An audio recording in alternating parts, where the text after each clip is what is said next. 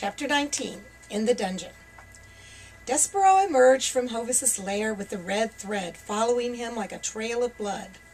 Far behind them, the crowd shivered at the sight. "It's all right," Hovis said. "They're too scared to come down here." Despereaux followed Hovis into the darkness. They traveled along the twists and turns of a dirty path. The farther they walked into the no-mouse's land, the higher the rubbish soared. The stinky piles cast eerie shadows over their heads. At last, Hovis stopped at a spot in the floor where a rusted grate covered a drain. It looked like the same grate Despereaux had once eagerly peered into. The same endless blackness, the same detestable stench.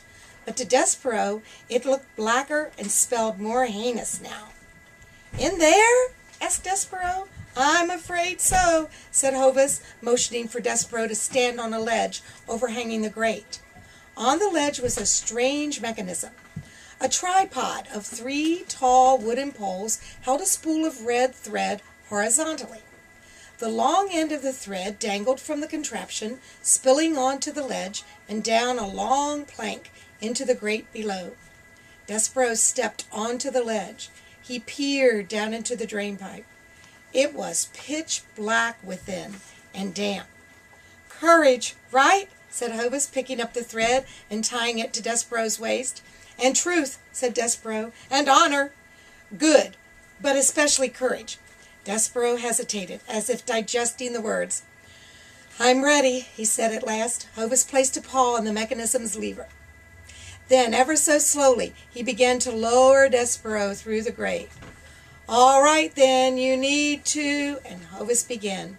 The threadmaster's voice was drowned out by a whirring sound, which was followed by a high-pitched whine. Despereaux had already jumped.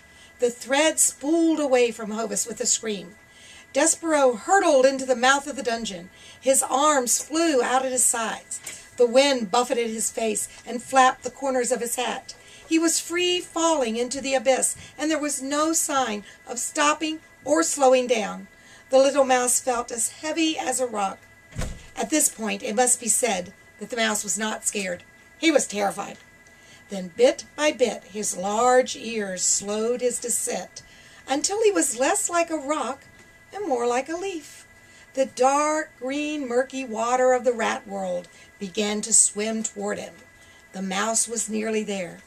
Somehow, within this blackness, a sliver of faint light caught his eye. Something shone from the side of the shaft. Despereaux saw the opening of the light in the wall below him, and as he drifted past, his paw shot up to grab it. He scrambled into a small passageway, a vent in the sewer. With his feet on solid ground, the mouse took a deep breath.